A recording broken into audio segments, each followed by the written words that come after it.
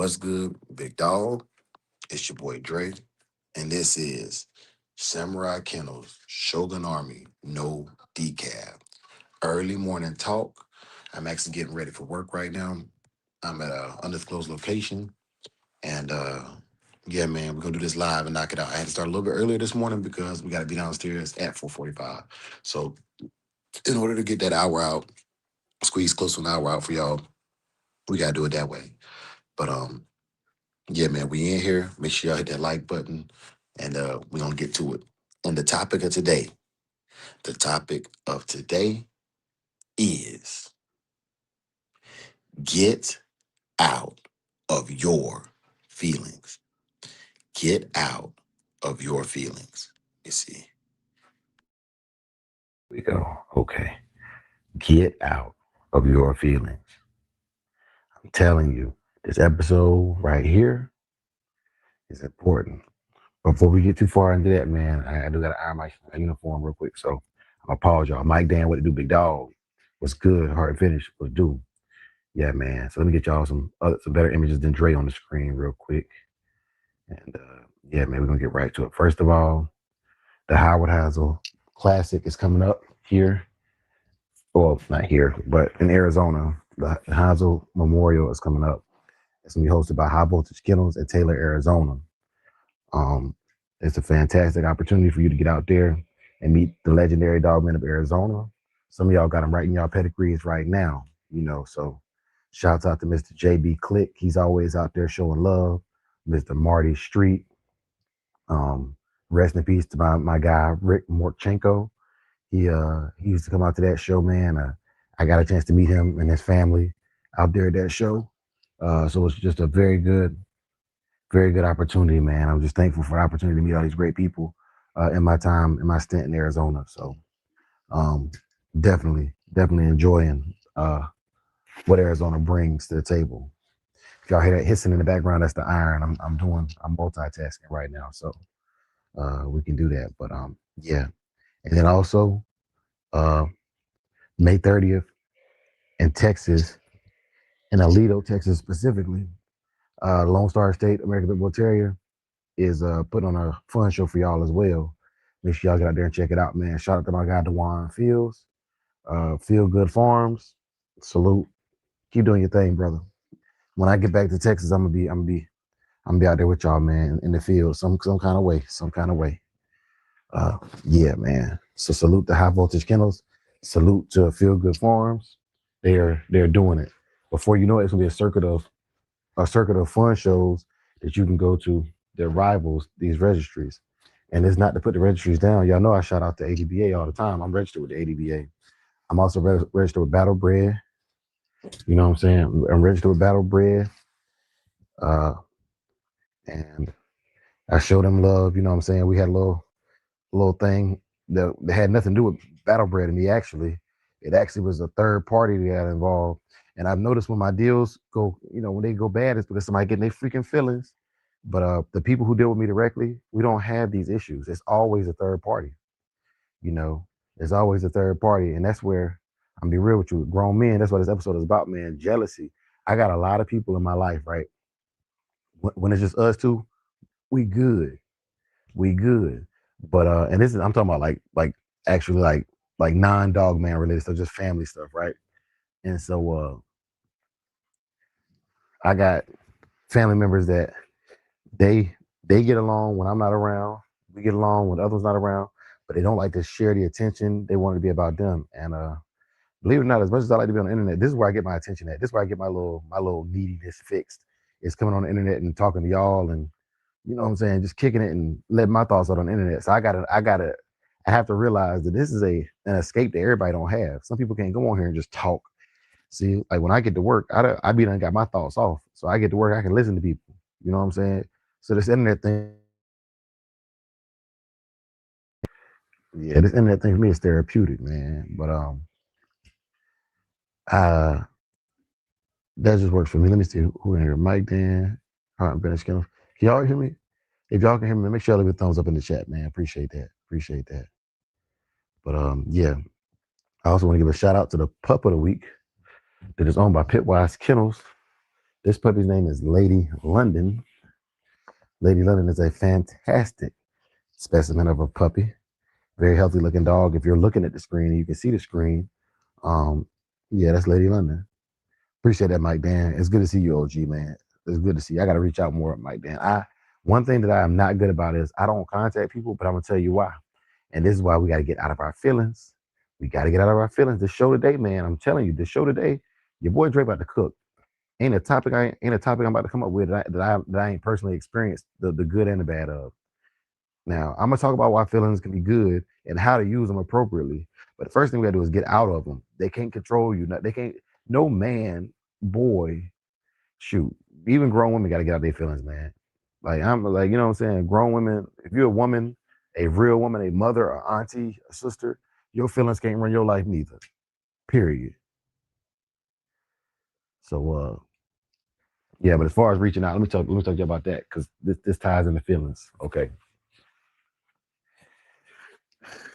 I've allowed people who really shouldn't be in close proximity to me in close proximity to me. And y'all seen how that has turned out for me. So y'all already know that it it ain't just this ain't just talking outside of my neck, but I've brought people around that should have had to earn their way in just like I earned my way in.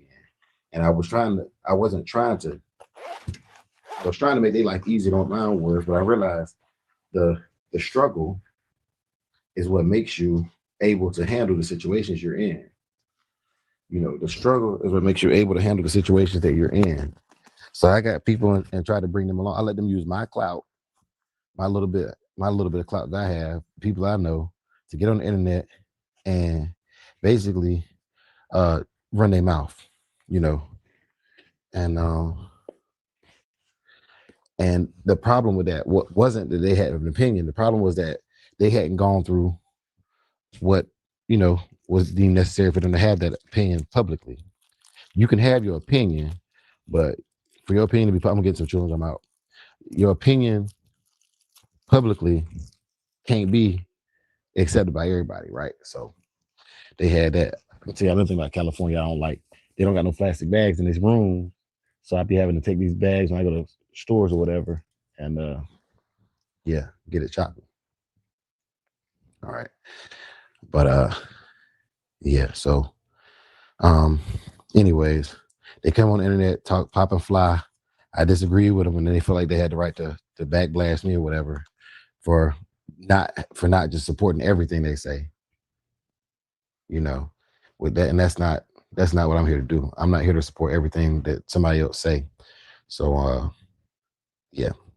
Anyways, moving on. All right. The dog of the week, the last dog of the week was and is Garner's Broly. We're moving on from dog of the week. I'm only gonna be doing dog of the month from now on. So it'll be pup of the month and dog of the month. Every month, the digital dog show does not require videos anymore.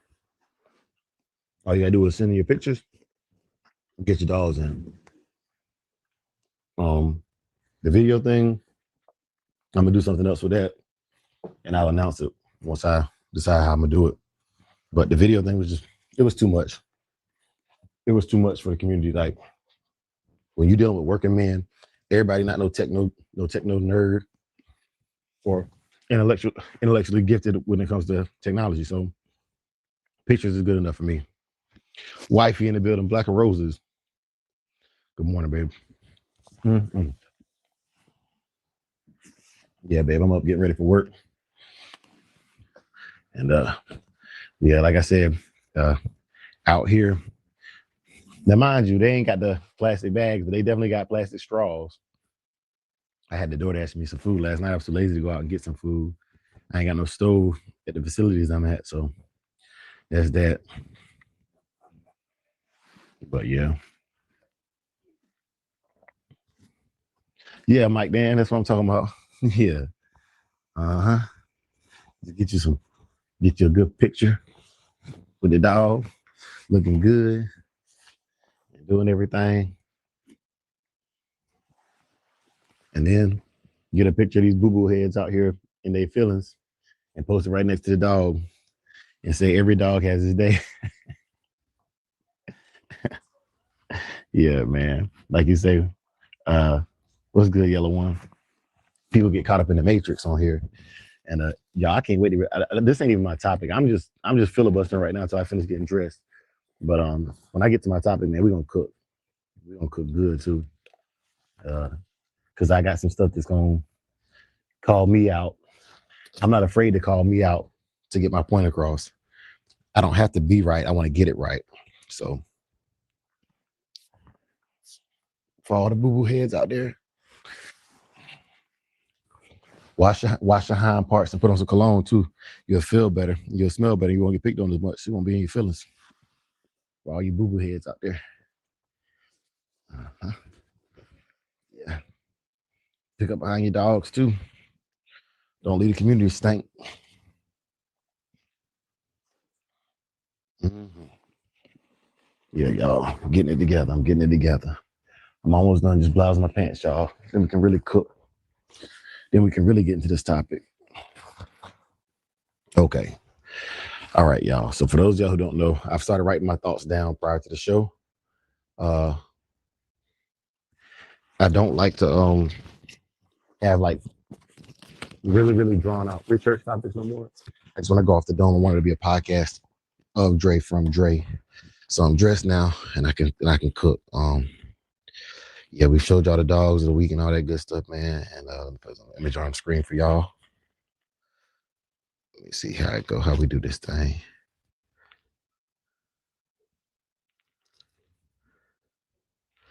What's the layout?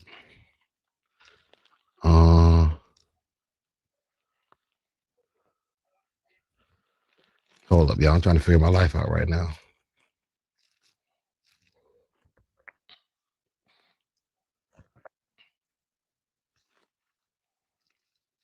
Mike Dan in there. Yep. Trying to figure my life out. I was trying to put something on the screen for y'all, but I don't even know how it worked. Anyways, we had just talked. I don't have my laptop with me, so that's why I'm struggling. That's why I'm struggling right now, if you didn't know. But we here. We getting it in. Okay. I don't know how much of my background music and stuff y'all can be able to hear, but I want to set the tone.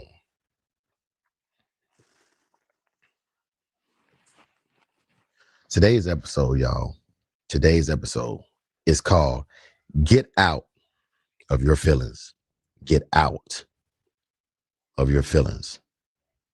I think everybody need to take a listen to this, enjoy this, and Pilot Dre gonna take you at about 10,000 feet of manliness and neo dog manness. Shogun Army, stand up. Get out of your feelings. Thinking men build better dogs. Thinking men build better communities.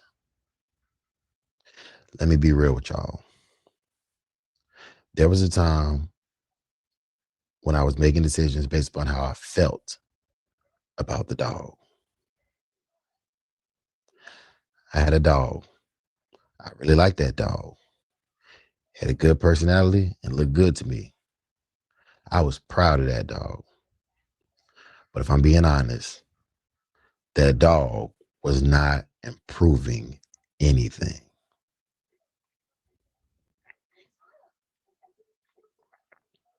And I knew it. I didn't want to admit it. Then I was like, my feelings kept me stuck because I was going to breed that dog. It ain't the problem of taking care of a dog that you like. That ain't really that dog. I was going to breed that dog, y'all, because that was the only dog I had. So that's the only dog I'm going to breed. That would have been an emotional decision. Everybody listening has done this before. Think back on it. Don't think about you now. You got the feedback from somebody, and instead of just listening, you might even got defensive about it. I remember somebody pointed out a flaw in one of my dogs. And instead of thinking about it, I immediately thought, this dude does not know what he's thinking about, and I actually punched him in his face. All right. Emotionally triggering response. Later on, I looked at that dog again and I realized that joker was right. I punched the most honest feedback I had in the face because I was in my feelings. I had a physical altercation over the truth.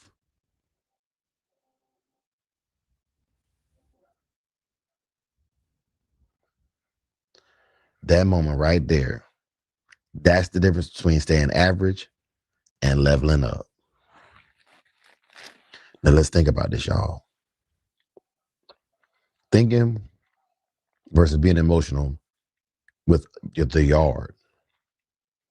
Let me paint a picture. Okay. 2004, that same dog I'm talking about, I bought her from $100 backyard breeder. And he say, Harvey to say, I've been saying a good looking dog don't make it a good dog. Yep, that's right. Let me say this too. I bought a good looking puppy from $100 backyard breeder. When that puppy got about 10 months old, my mentor pulled me to the side and said, hey man, I know $100 is a lot to you right now at 14 years old, but they got you. That's not a real American Pit Bull Terrier. Now let me tell y'all something about this too, especially for those y'all who've been in the game for a long time. If you're new to the game, the last thing you want to hear is that $100, that $300 that you put together, your hard-earned money, did not buy you what you actually sought to buy, a real American Pit Bull Terrier. It wasn't even the fact if the dog was good or bad. You're not about to tell me at 14, $100 was a lot of money to me. Shoot, at 36, $100 is a lot of money to me. And I put my whole summer money together to get that dog. And I was proud to tell my friends at school that I had a pit bull. And you gonna take that away. That's like telling a kid ain't no Santa Claus. A kid that believes in Santa Claus ain't no Santa Claus. My kids, I don't even teach them Santa Claus crap, but I'm just saying. Oh, yellow one. He said, what was the flaw? He said that dog is a mutt, you know. And then he said, okay, he went beyond that. He said that dog is a mutt, and he said that dog is a B word, just like you. And that's when the fist flew. You know, that's when the fist flew. Um, rest in peace to that brother. That brother passed away. We actually was pretty good buddies. We grew up in the neighborhood together. It was just in that moment, man. That's when I realized how emotionally attached to these dogs we are. You know, when they say an emotional support animal, like these dogs genuinely are that, and we have to realize that that's something. It's okay to love them. It's okay to be emotional about them. It's not okay to let the emotions control you about them.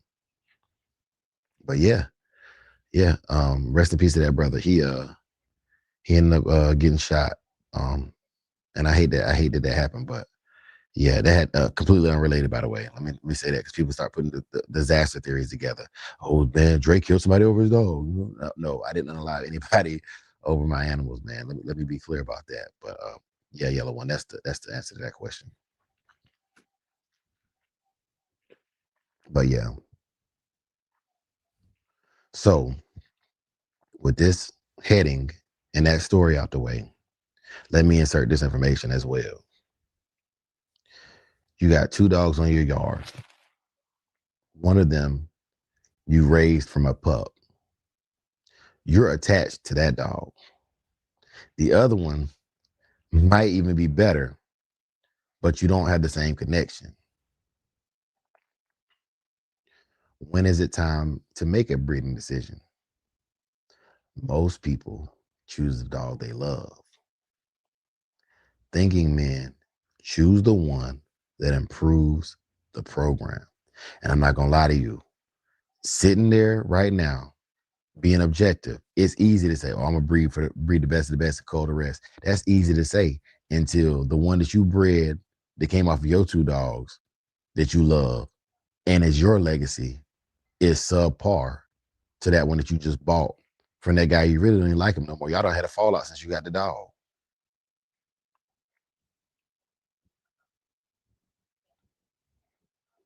That's right, Heart and Finish. That's right. And once again, the culling process, let me be 100% honest with you, because like it'll be people watching the channel.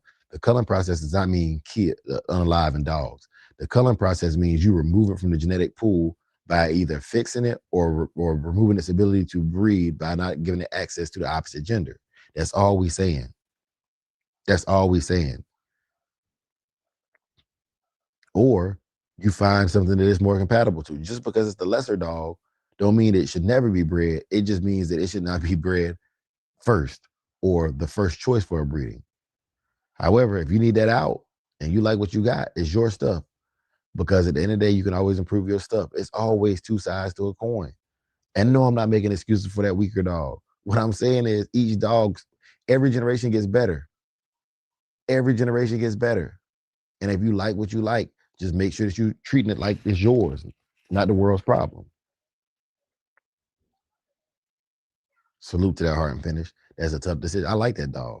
Princess Crazy is a good looking dog. And I'm certain if I talk to you and hear your reason about it, then I will understand. But some people won't.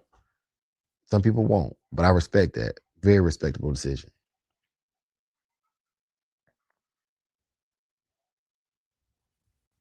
And you got to ask yourself, man, and ask yourself honestly, are you building a program or collecting pets that you're emotionally attached to?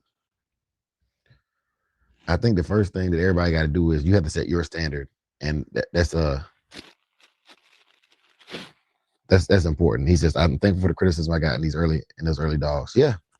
And believe it or not, shout out to some of the haters too, man. I had a big argument on Facebook yesterday with a guy, and we ended up becoming, I ain't gonna say friends, but frenemies at least. From just straight. It started off like YouTube trolling, you know what I'm saying, just talking crap about the dogs. But I'm gonna tell you what he said. I give you example. I give you example of a guy that don't know how to give a compliment, right? But we worked through it. He told me that Saki was on steroids and that I was ruining his ability to breed. I'm gonna be honest with y'all.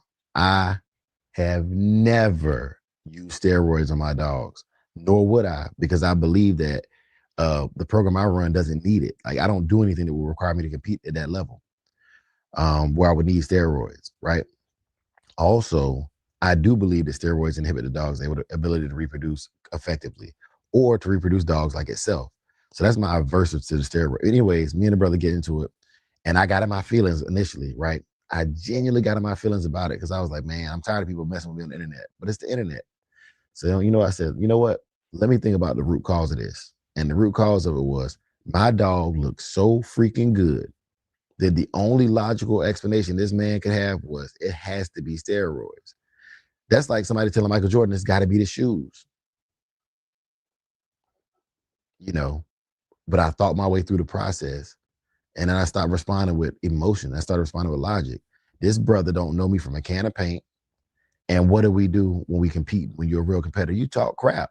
I done been to basketball courts where people didn't know who I was or know nothing about me, what I could do on the court.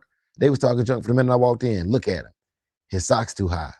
Like, man, that's just part of the game.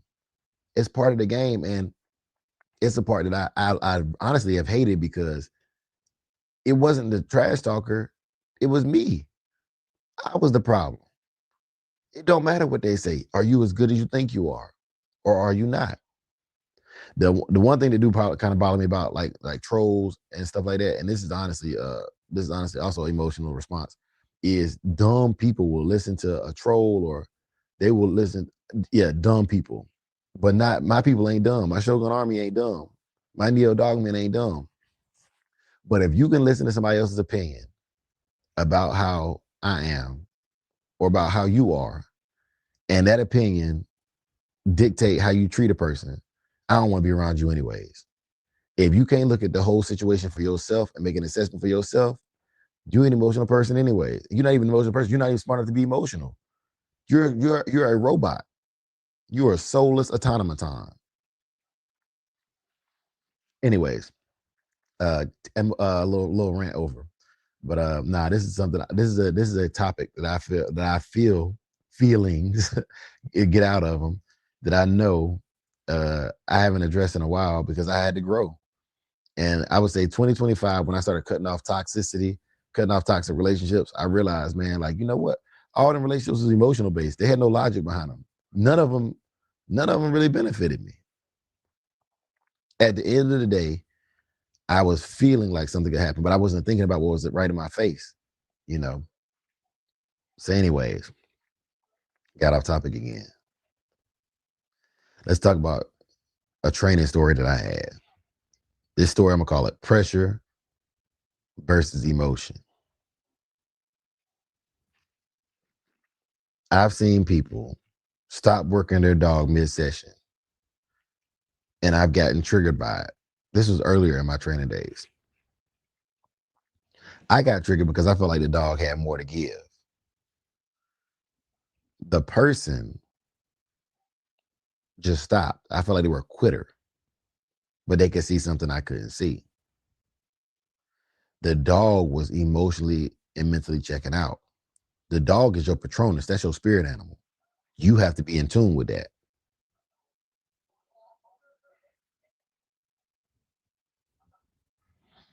Thank you, Hemi. And that's facts. But that's what it is. You know what I'm saying? But we got through it. And that, you know what, Hemi, that brother, man, he actually he probably a solid dude. He just there's been a lot of guys who initially, because I'm my issue is I always show respect up front because of my job. I never know what rank or what position a person holds. So I treat everybody like they're a general until they prove otherwise. Right. And that doesn't mean grovel. That just means, okay, first impressions are lasting impressions. And in a career field like mine, it matters. You mess around and be in West Bum fuck um, for nothing, right? So I treat everybody like a general up front. And that's my thing. But respect is earned, not given. I give what's called a general respect. And a lot of people mistake that general respect for kindness or weakness. And it's not. It is I can say yes, sir, and still punch in your face in the same breath. That's controlled aggression. That's what I like. That's why I like my dogs. The way I like my dogs, because I love controlled aggression. But that's control of emotions as well, you know. But yeah, Hemi, man, that means a lot that you even identified that. Walnut PA was good, big dog. But yeah, so for me, I would train until the dogs checked out. And then I realized, okay, my emotion was, I was thinking with emotion, I want this. I wasn't thinking about what the dog needed or what I needed. I needed mental and emotional restraint, and the dog needed a break from me. You know what I'm saying? Most of us can't realize that, hey, just like people, sometimes your dog need a break from you. Like, hey, bro, like you a lot to deal with. I'm always coming in happy. I'm always smiling with you, my tongue hanging up the side of my mouth. I work my behind off of you. And sometimes I'm just tired of you, man. I'm gonna go over here and lay in the corner of the yard and sleep. So yeah, man. But the dogs tap out emotionally from us as well, man. That's what I was getting at with that story. Now, in most situations, what really creates the growth is pressure. Pressure creates the growth. Um, and I'm gonna speak hypothetically right now. That's right. He said that's the process we learn. Yes, sir. Pressure does create growth though. Okay. Now, this part right here, for all you Karens out there, or if you sensitive to graphic content, then leave now. But for those of y'all that want to grow, let's grow. The first pressure in life that most people learn about teaching them to grow is the pressure of physical exertion. From the age of 0 to 100, you are always putting yourself under physical exertion of some kind. A baby has to learn how to roll. Then it has to learn how to crawl. The crawling strengthens the muscle. It breaks down the muscle tissue so the baby can eventually learn to stand up and to walk.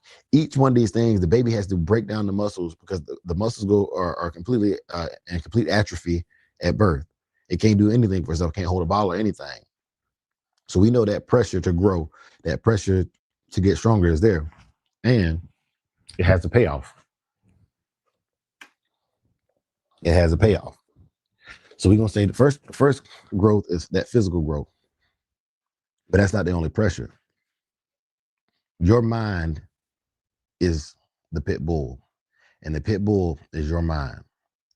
What you expect that dog to do physically, you must be willing to do mentally and emotionally. If you expect that dog to scratch at 4 hours, you better be able to scratch in that fourth hour mentally. After you wake up in the morning, you clean the yard, you do whatever it is that you do to sustain your living. If it's working, if it's hustling, if whatever it is, construction, military, police, not police, if you're a crook, whatever it is you do, you wake up, you take care of them dogs, you do that. I'm certain you got somebody you got to take care of as well. Wife, girlfriend, whatever, husband, whatever it is you got to take care of. You got to deal with all of that. You got to eat. You got to find some time for yourself. And then when you get home, you got to do it all again, right? Every day. Every day. You can't quit. All right. You might slow down. You might be scratching at the 7 count or the 8 count, but you can't slow down. That's that pressure. And how you handle that pressure. Do you cur out? Do you start screaming? Do you stand in the corner one day? These processes we talk about, the matching of dogs is beyond just putting two animals against each other for a blood sport. The ideology behind gameness literally removes emotion from the equation. A game dog does not scratch because it is emotional. A game dog scratches because it is focused on the mission. The mission to eliminate whatever is in front of it. So Shogun Army, Neo Dog Man, what is your mission? And are you focused? Are you going to scratch in the fourth hour? Or are you going to let emotion cause you to stand in the corner? You know what? That dog that stands in the corner is more worried about his injury. Now he's thinking critically. Don't get it wrong. He's thinking critically. But he's also thinking about his emotion. He's like, man, I wanted this, but I don't want it bad enough to go through the pain to get it. That's life. This is why even people who don't believe in the old history of the dogs can still appreciate gameness. The ideology to scratch into life means you have to overcome your emotions to get what's right in front of you.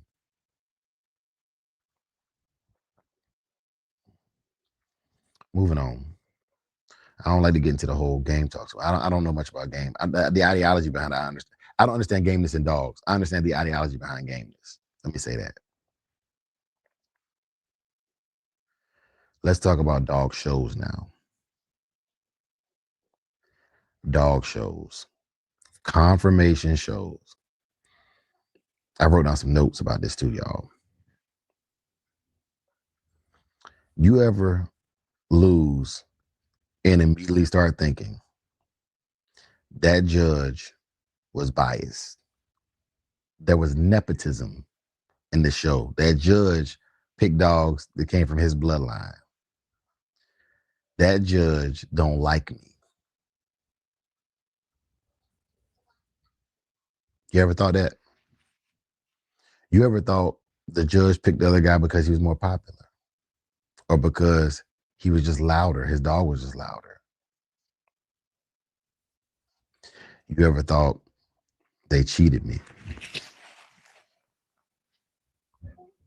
My dog should have won.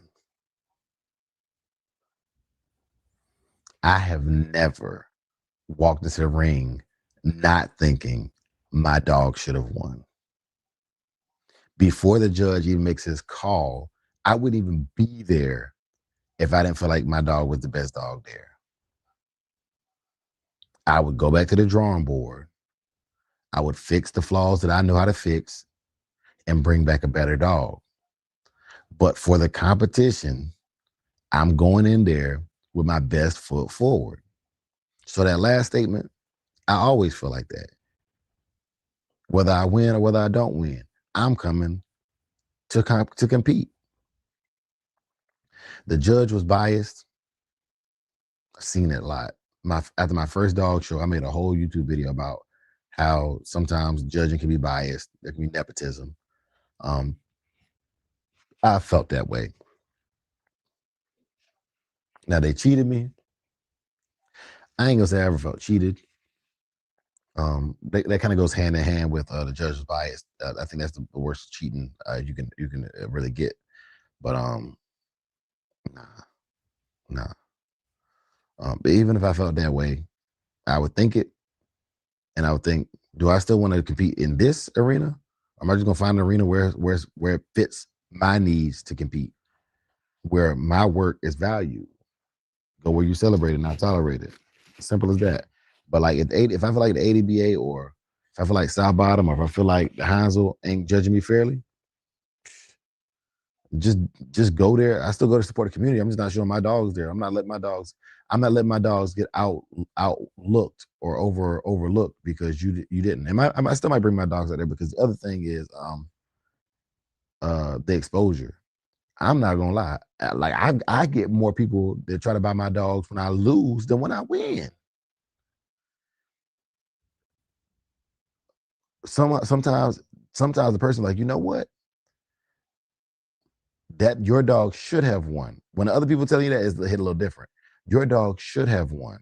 And I feel like if I get a dog from you, I come back here next year and I whoop them people over there. Telling you. A lot of people want the underdog, especially if the underdog looked like it should have won in their eyes. Yeah. So instead of asking, what did they see that I didn't? Ask yourself, why did I leave room on the table? What did I not think through? I've had moments where I thought I had the best dog there. And I still had to step back and say, all right,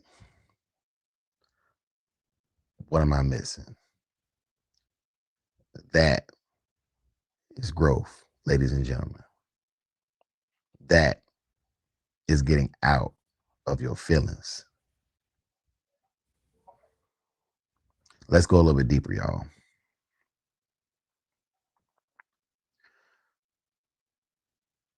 I have produced in my lifetime. Let me think about this, because I really want to think about this, because it's been some years now. I had 2 litters with Bacardi, a litter with Dior, and 2 litters with Kamikaze. I had 2 successful litters with Bacardi, and I felt like I must know what I'm doing with these dogs, because I ain't lost a puppy yet with Bacardi. And John Denver, salute, big dog. I ain't lost a puppy yet with Bacardi. And I must be doing something right. I must be the greatest. You know, I must be the greatest. And so I get Dior and I breed Dior. And when I bred Dior, it was a good breed, man. You know what I'm saying? I thought it was. And let's see, let me exit that real quick. Exit that. Okay. Yeah, I bred Dior and she won. Bacardi used to let me know she was having a puppy. Bacardi would make noise and stuff to let me know she was in labor. Dior didn't do that. Also, Bacardi was a good nurse. Dior wasn't. Dior hated them puppies. She laid on 2 of them as she had one sit. I was sitting in the garage. She had a puppy. I didn't even see the puppy come out. Smothered it. Just laid there. Didn't even get up to move. Dior ended up having 6 puppies. 3 of them survived. Right? So now I'm like, okay, that was my mistake. Flash forward. Okay, I got Kamikaze. She has 2 litters. One of the litters, Parvo got to the litter. The second litter, she had 8 puppies, and I don't think she was equipped to handle 8 puppies. She got preeclampsia and She actually unalive two of her puppies herself. And in some situations, people would say, I wouldn't do that. But I'm like, the ones that survived, shout out to Big A, shout out to Melee, they got them. And they both of them boys looking good. I bottle fed them puppies, and I'll do it again. I'll bottle feed again if I need to as well. Because I want to see how they turn out. And I'm not gonna lie, the culling process when a situation like that is kind of nice because I don't have to worry about trying to place dogs with people out there that shouldn't have them in the first place. The ones that survive is the ones you keep. That's the culling process. The ones that survive is the ones you keep. But that was definitely an ego check because man, I made that video, man. It looked to my life at that time looked staged. My career was going good. I didn't lose no puppies with Bacardi. My channel was growing. Everything looked good. You know what I'm saying? Like, why would I not feel like that? And then when life started hitting, it started hitting hard. I wasn't able to come out and stop them in 45 minutes no more. I had to see if that Frisco mouth could go beyond 45 minutes. And it can. mentally speaking, it can. So when you build an identity like that, like it's hard to take the ego check when you finally are not successful at everything you said you can be successful at, when success is all you know. And then when somebody criticizes your dog, it feels like they're criticizing you. That right there is probably the hardest part about taking criticism.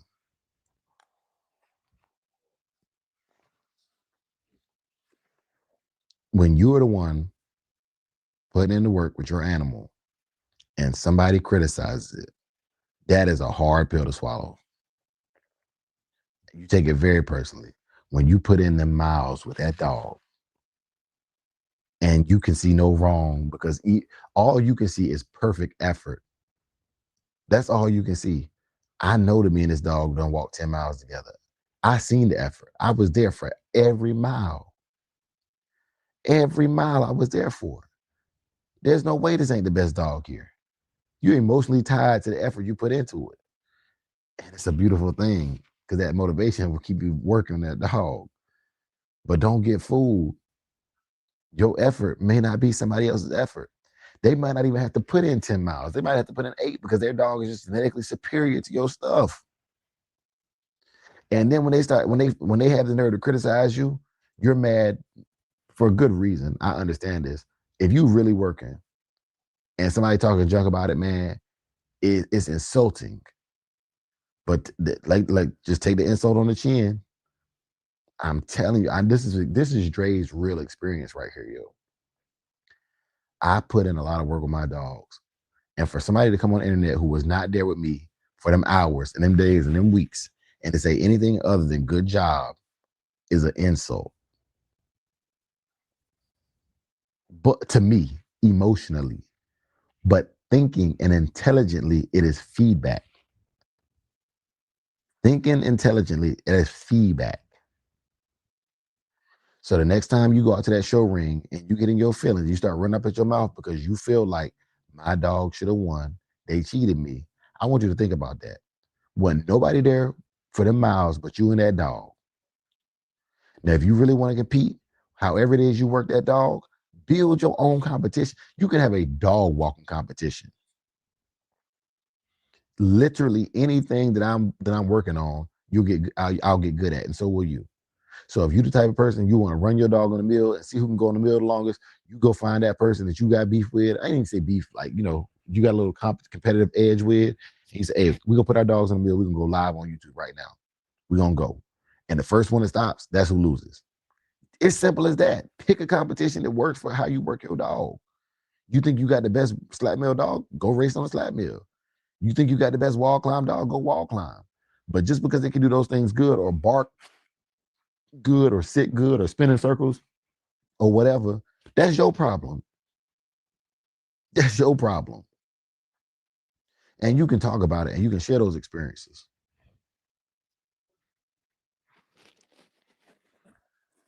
Okay, Hemi, let me wrap up this segment. Hemi, I'm gonna get to that question. I'm gonna put that on the screen. Okay. That way I don't forget you, hear me. Now, yeah, let me hurry to wrap this up because I only got about 15 minutes left, y'all. I got to be downstairs. So this way of thinking is dangerous. It's dangerous because are you protecting your program? Or are you protecting your dogs? You know what, y'all? I'm gonna pause right here. We're gonna pick this up tomorrow because I still got more thoughts. I still got about 40, excuse me, about 30 minutes more worth of thoughts to go on this one. So we're gonna make this a whole series because I'm like I said, I'm here for 2 weeks, so we got time. Hear me, I'm gonna get to your question and I'm gonna start wrapping up the show because y'all know I like to pray before I end the show. And we at the 46-minute mark. I like to keep my shows right around an hour, just for comfortability. So let's check it out. Hemi says, and for those of y'all who don't know, I was invited to guest judge the South Bottom Kennels show this year, the early morning show. It says, what was it like to view the dogs from the judging side of the fence? Was the top three a clear-cut decision, or could it have been an interchangeable choice? I'm gonna be honest with you. Yeah, man. When I was picking them, I was just doing what I'd seen other judges do. And Mr. Wilford Cross, out of Texas, is a ADBA judge. He was kind of shadowing me and mentoring me, checking my eye. And he said, "This is what I want you to do, young man." He said, "I want you, when you step in the ring, I want you to look at all the dogs. Give everybody an equal look. If you're gonna check the skin on one, check the skin on all of them. If you're gonna check the skin on one or the teeth on one, check the teeth on all of them. Look at the eyes. Check the eyes. Make sure the eyes ain't too yellow and jaundicey. If you got two dogs that's really close, who got the cleaner teeth, the better gums, healthier? Who might lose a hanger working a hog? Look at everything, but assess it equally on every dog. And then you take your opinion of what looks healthier and you trot those three out to the center of the ring. Now to go back to your question, Hemi, when you get them to the center of the ring, what are you looking for? When I was placing them in the center of the ring, I would always pick 1, 2, and 3. So everybody else know they didn't win. So picking the confirmation standard, I'm using when I get to those three, like you said, that means those three are as close to the standard as possible. Now I'm looking for who's scoring, who's racking up points just standing there, who has the clean cut rose ears, who has the perfect bite, who has the proportionality, rear angulation. Okay, who's a little bit more overdone? And if they're all on the same playing field, at this point, who has the healthier skin and coat? Who's cleaner? Check the ears. And usually number one, I would say it was easier picking the number one out of each group than it was picking 2 and 3. Usually 2 and 3, it would be which fault do I think weighs heavier? Usually.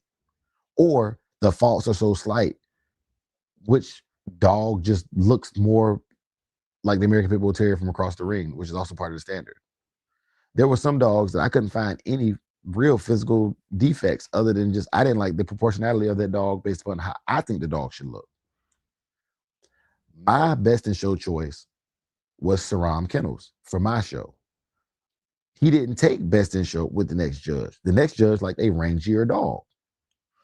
So from my perspective, dogs that look like Gas Goes Demon, dogs that look like Saki, Pitwise Kennels, Hattori Hanzo, um, Finesse Two Time. There's a dog named Goku that I seen at the show. I'm talking about show dogs that I've seen at shows that really stood out to me.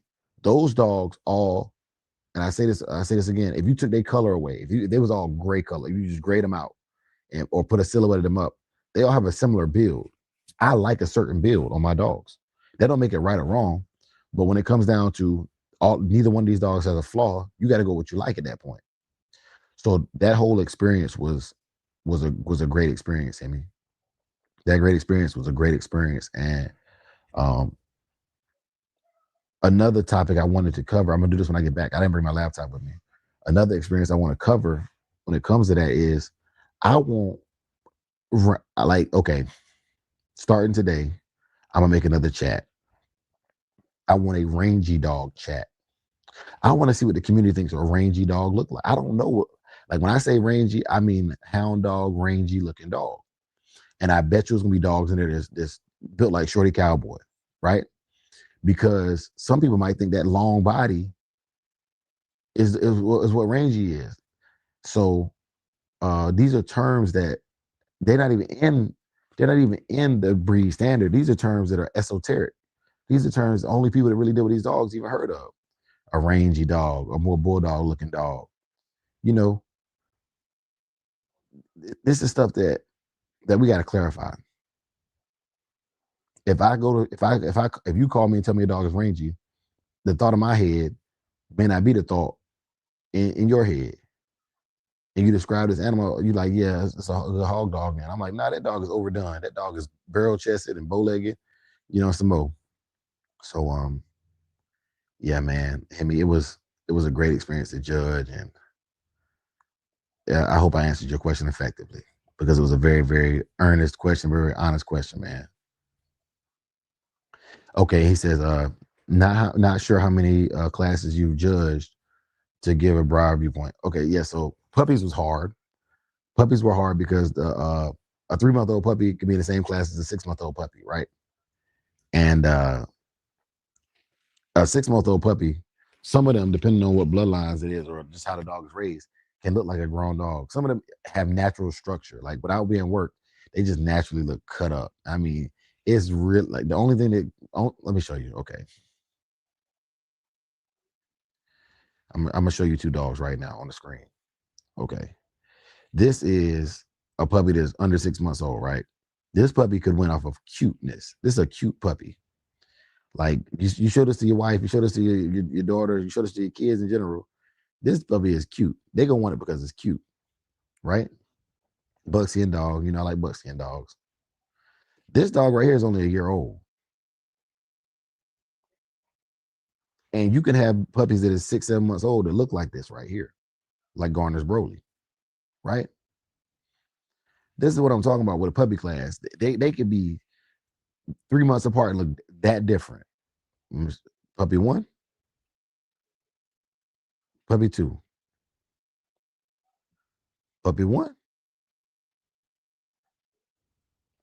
and puppy 2.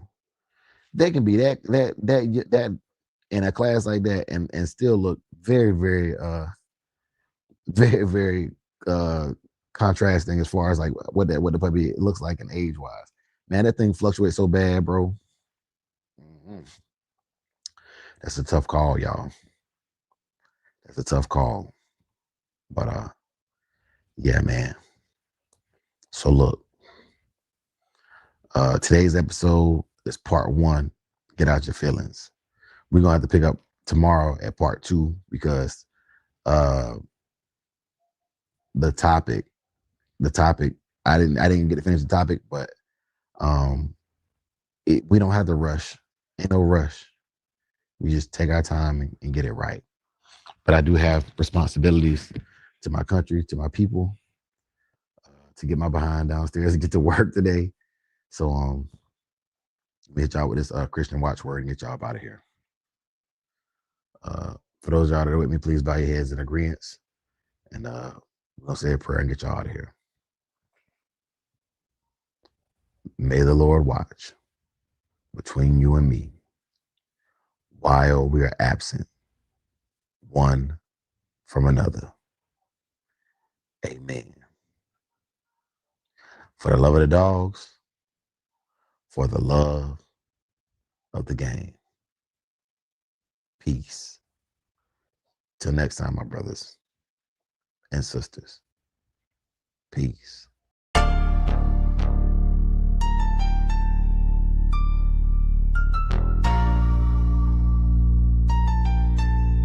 Yeah, they wasn't with me when it wasn't no shine. Now they pop up like, bro, we aligned. Lie on my name, let the rumors ride. That ain't my people, that ain't my kind. Samurai Kennels, we built off cold.